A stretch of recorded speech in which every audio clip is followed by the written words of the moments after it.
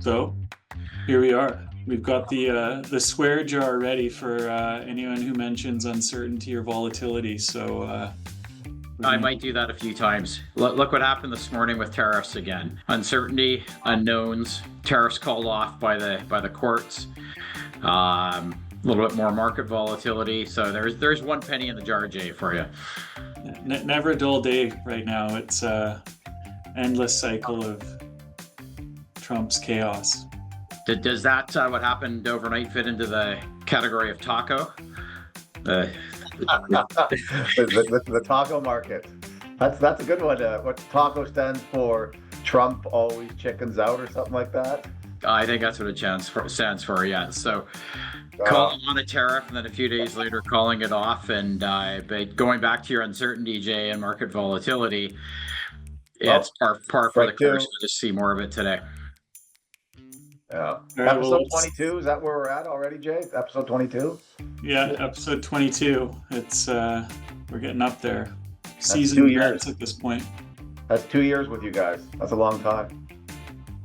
Okay, let's get into it. Lots to discuss today. Markets, tariffs, taxes, new governments here in Canada. Craig, why don't you give us a little bit of an intro of what stood out the last month in markets, both in Canada and abroad? You know, maybe best to summarize it.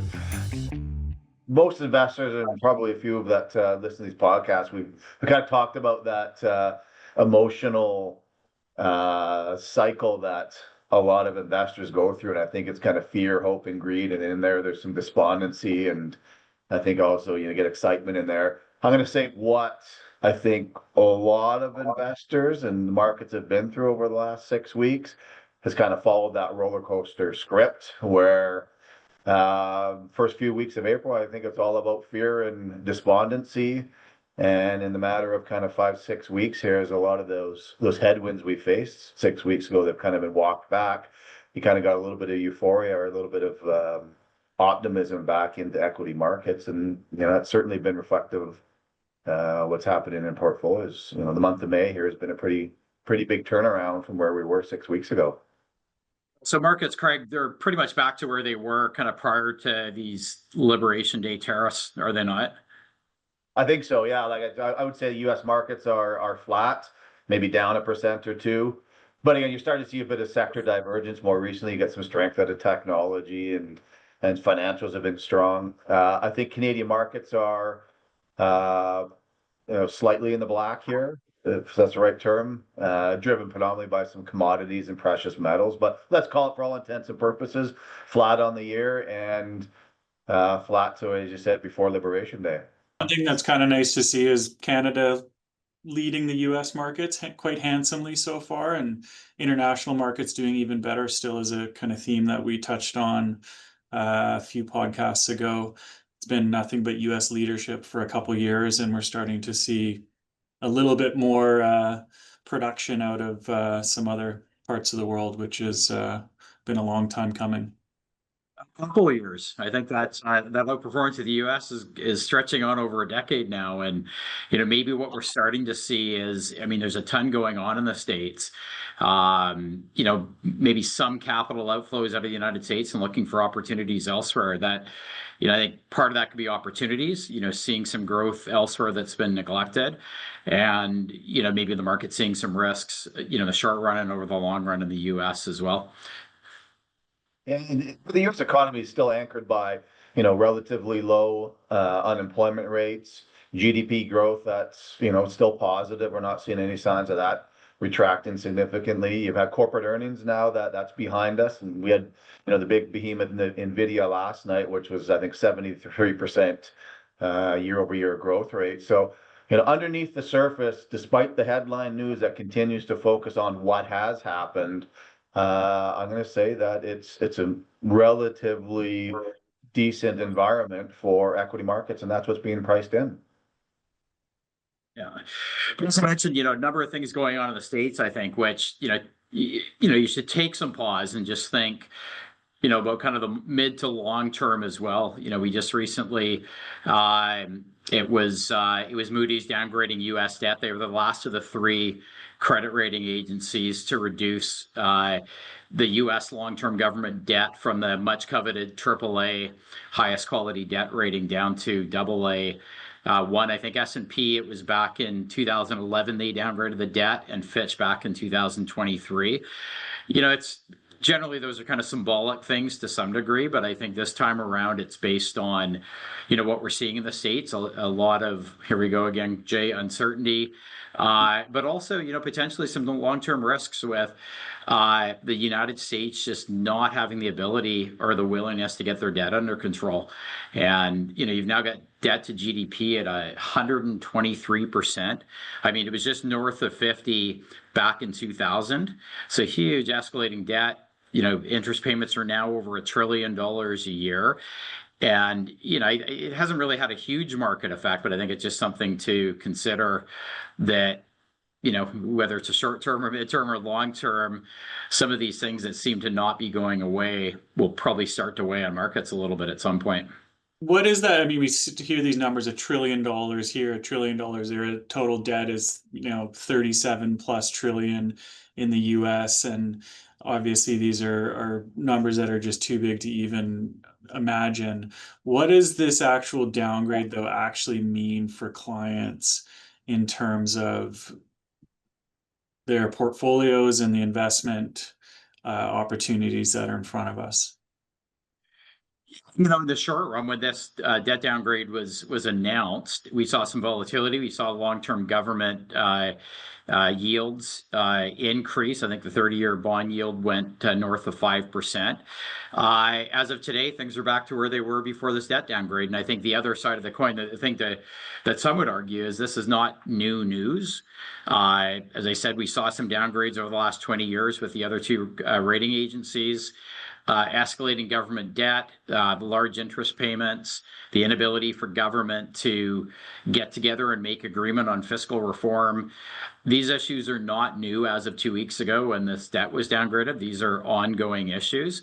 So in the whole scheme of things, Jay, to answer your question, in the near term, not a huge impact on the market, nor a huge impact on investors or our clients. Again, as I kind of started here, I think what you have to think about is the long-term ramifications of this. And ultimately, if we see downgraded U.S. debt, we see the U.S. currency, the reserve status of the currency come into question or just decrease in its dominance as a reserve currency.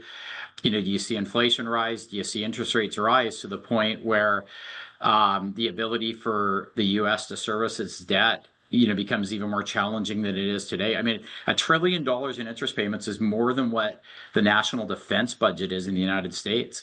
I mean, so to put the numbers in perspective, yeah, $1 trillion is $1 trillion. What does it mean? But it's becoming one of the biggest items in their budget, and it's not going away, and it's increasing. And if you see some of those things happen, where you see interest rates rise over the long term, and concern about the U.S. government's ability to manage its debt, there are potential ramifications for investors and our clients, at some point down the road. And I think that's the key down the road, because I would say that if you stacked up the rating of U.S. debt, whether it's Fitch, Moody's, S&P, relative to the G20, let's say, I can still say all of them are AA plus, so they're still getting the highest credit rating relative to a lot of our G20 competitors. And it's not just a U.S. thing, as you said, Clark. I couldn't agree with you more that we're coming off of an era now of ultra low interest rates across the board for most industrialized countries. That this is not just a U.S. issue. We see that here in Canada. You saw that within European markets as well. So this is not new. What's surprising though is the timing of this, right? As we saw, I think you said S&P a couple years ago, or Fitch, or vice versa, the other one back in 2011. This is not new news, and I think really what you got to do is dig into how Moody's is actually, rationalizing the downgrade. Because I would still say, of the industrialized countries that we follow their ratings, that you probably have the US that is seeing productivity that's a lot stronger than G20 competitors. As you said, it's still the lender of last resort. Maybe that's being challenged longer term, but I think in the short term, it just creates good talking points. I think you're right to some degree. I disagree on the other side, though, is that there's still, I think, 11 countries that with Moody's maintain a AAA rating. So now higher than the United States. And United States could have great productivity, it could have great innovation, et cetera. But if the government cannot get control of its spending and its debt, again, there's going to be some ramifications that come out of it. And, it's interesting. If you look at those countries that are AAA, there's some that you might not believe would be on there, like New Zealand.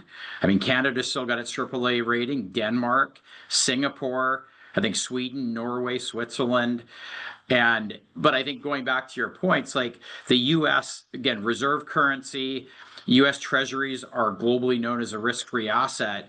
I mean, would you rather own a 30-year US treasury bond or a 30-year New Zealand government bond? I think the answer is pretty clear.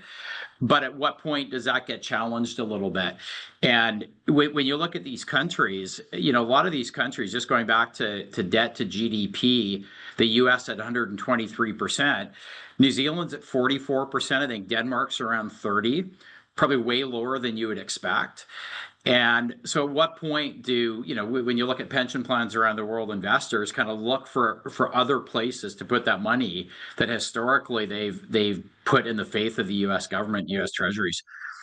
That debt to GDP number that's the main figure that we see. But again, I think I have to look, it's imperative that we look under the surface here and see what measures Moody's is using, because my understanding and the reading that I've done is they're using sub 2% GDP growth.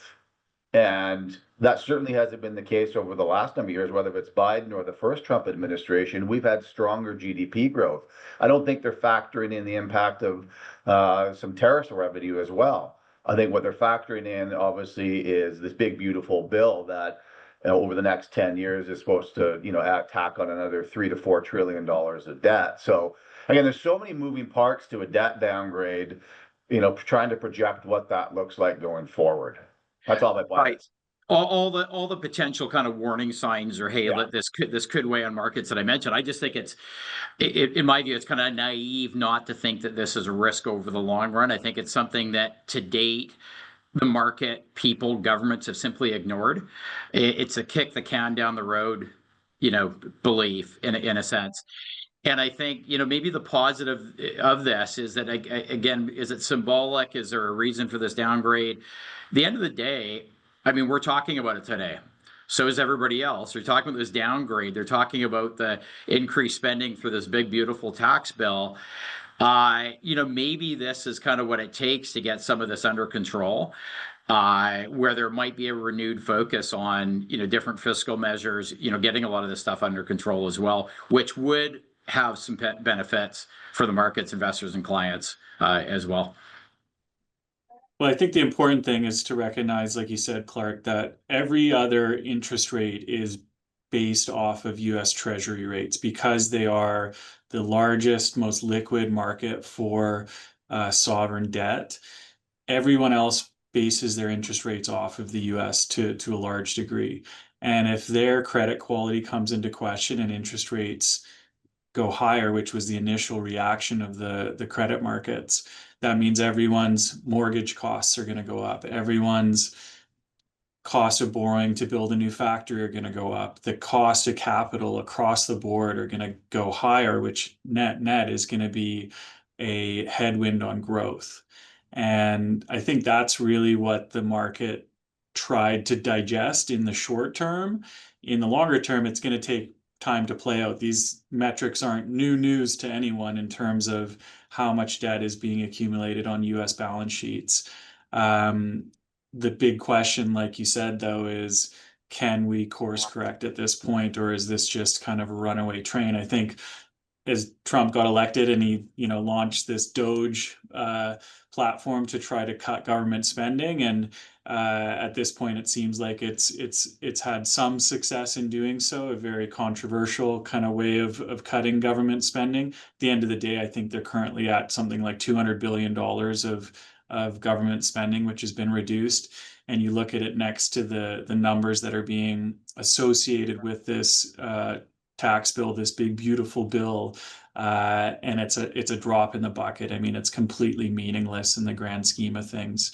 There's so many line items within the government's budget that just dwarf any savings that can be achieved from the Doge kind of platform. So you wonder, at what point does this all matter? At what point does the accumulation of debt, whether it's 50 trillion, 100 trillion, which I'm sure we'll see in our lifetimes, accumulated on the US Treasury's balance sheet, does that start to matter? Does that cause interest rates to rise for everyone? And what do kind of debt markets start to look like once these numbers again become relevant or start to be factored in? Those are great points. And remember that, Trump, campaigned on a platform of austerity to some degree, which was lower government spending, Doge, et cetera, brought Elon Musk in to run Doge. And I think you're right, about 200 billion in tax saving, or sorry, in decreased spending. But look at this big, beautiful tax bill, as it's called. I think it brings in new spending that was not expected of 3.6 trillion over the next 10 years. So year by year, that alone offsets any spending that Doge brought up. It also continues the tax cuts from back in 2017 that were set to expire this year. So less government revenue, more spending, and it's just, again, more of the same. Yeah, I mean, I don't know. It seems like it's going to matter at some point in our lifetime, but for the here and now, the market seems to be relatively comfortable. I mean, the news this morning was that the courts were intervening on all of Trump's tariffs, which were supposed to be, net revenue generators. The market initially reacted quite favorably, and kind of that seem to have subsided to some degree as we sit here this morning, and markets are now flat on the day. So there's just so much going on. There's so many moving parts right now. I think the amount of lessons that have been kind of relearned by many investors through these kind of first few months of this administration, in terms of ignoring the headline news and not investing emotionally and reacting to things like we're seeing seemingly every single day, and kind of going back to our kind of core beliefs of buying good companies and holding them for the long term, time and time again, seem to just be reassured of those beliefs. So yeah. Why don't we dig into, I think we mentioned the big, beautiful tax bill. Why don't we dig a little bit deeper into that? Because there's some provisions in there that more recently is getting some attention here in Canada, in particular with respect to, withholding tax on dividends for Canadians that coming out of, U.S. source dividends. So any comments on that? Because I think we've all faced a few phone calls and inquiries over the last few weeks about what that looks like, and maybe dig a little bit deeper why we're going down this path of looking at increasing withholding taxes on U.S. dividends and just capital in general. Any comments there? I think what you're referring to, Craig, there is that if you are, say, a Canadian investor, a Canadian resident investor, invested in U.S. stocks, so you own things like Visa and Microsoft, JP Morgan, et cetera, as we do, you've got tax withheld when you receive that dividend of 15%. Normally that rate would be 30%, but for a Canadian resident that's documented, it's 15%. And I think this bill proposes to increase that to 50%, over the next number of years in 5% increments per year, pretty significant. Now, the way it works now is that you receive a U.S. dividend, you file it on your tax return, you owe tax at your Canadian marginal tax rate. That 15% withholding tax you paid is less than your tax rate. You get a tax credit for it, and you're not really paying any more additional tax. However, if you get up to 50% U.S. withholding tax, which is above the treaty rate, and you say you're in a marginal tax bracket in Canada at 30%, you may not recapture all that 50% dividend as a tax credit and effectively pay a higher tax rate on your US dividends than you would now. So I think it is pretty significant. You know, I'm not smart enough to understand what this whole bill looks like. There's some things for corporations on, I think, intercompany dividends from the States as well. But Which I I think believe is that, I think corporate dividends are at 5% relative to 15 as a withholding tax. So they're seeing 100% going from 5 to 10%, as you said there, Clark, incrementally over 5% for the next 4 years. Yeah. yeah, it could be pretty significant. But you know, if you get into an environment where, you know, holding US dividend paying equities is inefficient, you know, from a tax perspective for you as a Canadian taxpayer, it just reiterates the importance of overall planning, portfolio construction, et cetera. You know, right now, I mean, we advocate holding US dividends in tax sheltered accounts like RRSPs. It would just emphasize the importance of doing that and holding your more tax efficient investments like Canadian dividends in your taxable account.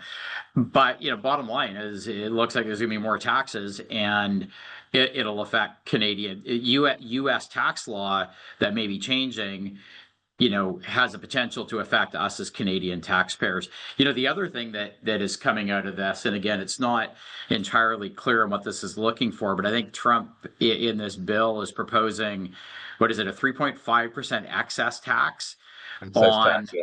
electronic remittances of capital outside of the United States to non-US persons, like non-US citizens. So you think about the cross-border side of our business, guys, with, you know, people moving back from the States, Canadians that have worked there for a while, they sell a $2 or $3 million home as they're leaving, and they wire that money back to Canada.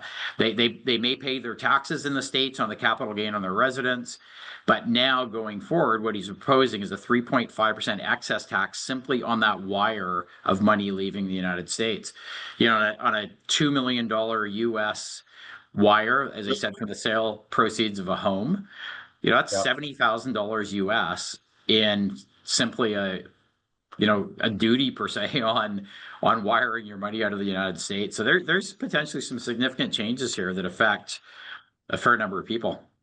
Yeah, the list is long. It's for those who have an IRA down in the US that are Canadian residents, equivalent of the RSP here in Canada, a payment up from an IRA to Canada would be taxable or exposed to this excise tax.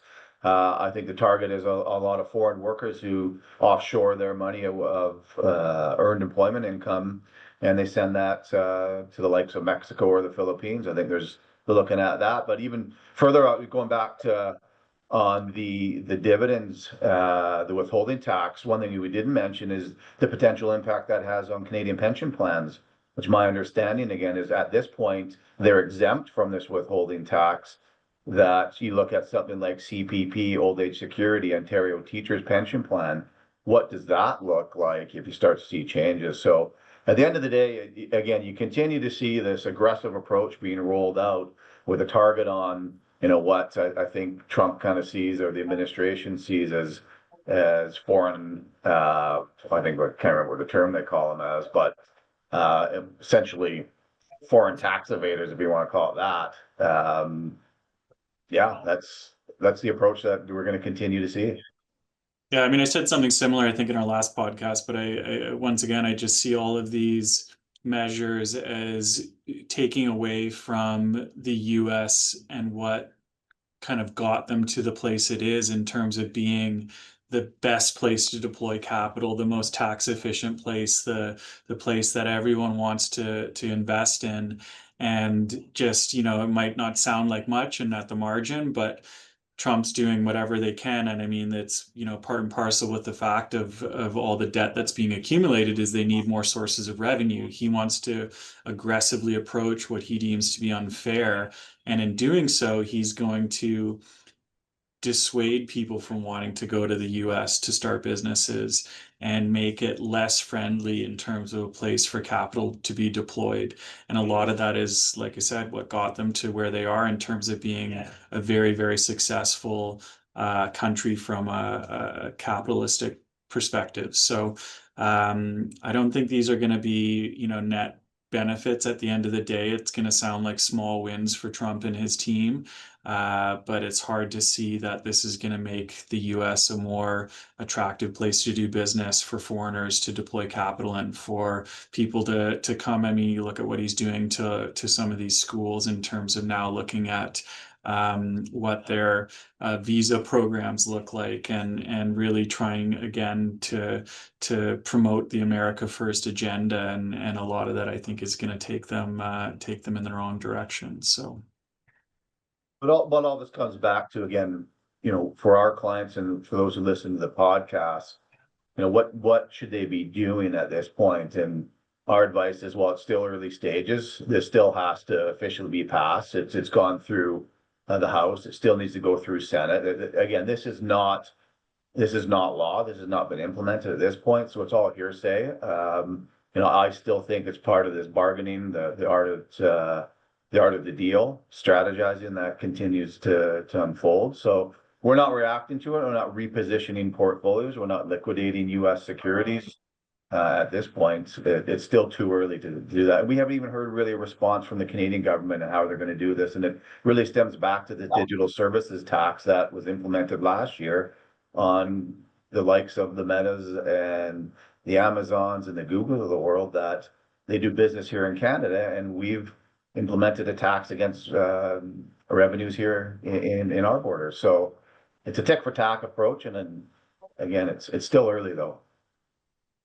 I think what you just mentioned there in the digital services tax, I think this increase in withholding tax we're talking about in this big beautiful bill, some of the taxes that would be imposed on Canadians, I think they are, this is kind of, as you mentioned, the art of the deal and potentially negotiation, which is they will tax countries or residents of countries that they deem to have a punitive taxation on United States companies or people. So that digital services tax, this is probably a negotiating tactic to some degree, that, hey, you throw that out, we won't include you in these increase in taxes on withholding taxes or whatever it might be. Don't be surprised if we see that. I think that's what we're known as a discriminatory foreign country. That's what we're designated now, a reflection, as you said, Clark, of this digital service tax of last year that now came into effect in 2025 here. So yeah. So what does one do? As you mentioned a few minutes ago, Craig, I think, one thing I would say is never count the U.S. out.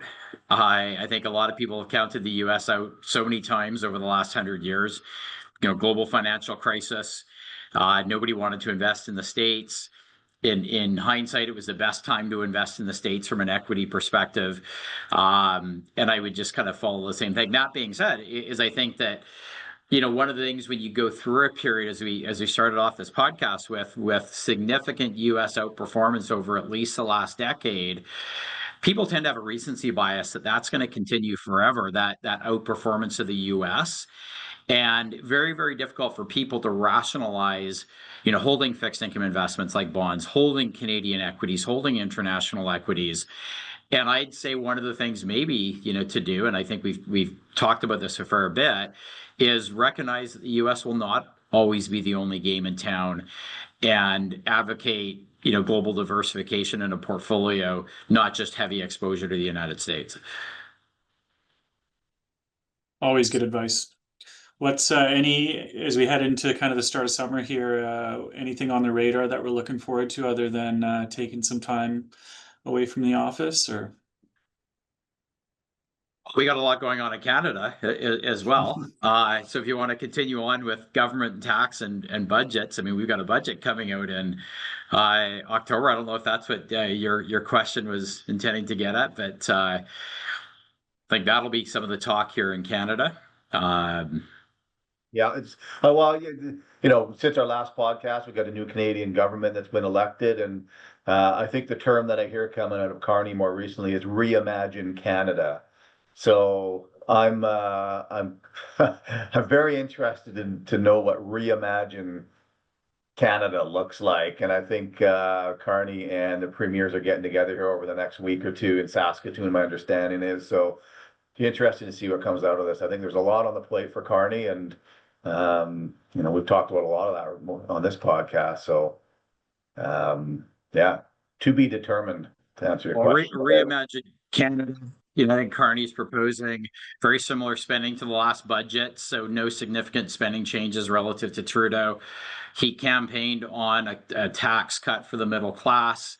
I think he's looking at eliminating GST on homes less than $1 million. It's the same thing like we just talked about in the States, is that continued government spending, the focus on lower taxation, which is a political thing. Also, I would argue that could stimulate the economy.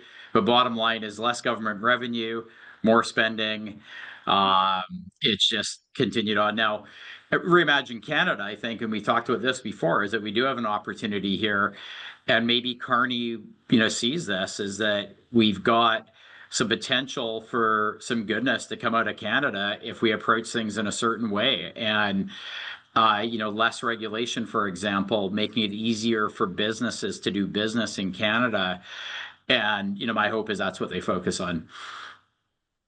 Yeah, I mean, I'd say there's some opportunity to pick up where Trump is discouraging investment for international companies for Canada to open their arms and become that shining house on the hill that the US has kind of positioned themselves as. So we'll see. But Jay, going back to your question, and maybe you meant on the personal side, what's going on in the summer? So what's going on with you? I know you got a fair bit of golf in the next few weeks, but which probably means you got a fair bunch of golf in the next few months. But well, when you lost 54 holes in a 3-day weekend, you stay in good shape like Jay does. So I'll be in the office all summer. What office are you referring to? Look at that. No, we'll call him No Comment Snyder. No comment. No, it's again, circle back to kind of how we started. It's been a roller coaster for the last couple of months here, but I will say that the main tenets of investing, which is patience and prudence, and really looking through and understanding how your portfolio is, how it's diversified, how it's built, how it's individually tailored to each of our clients.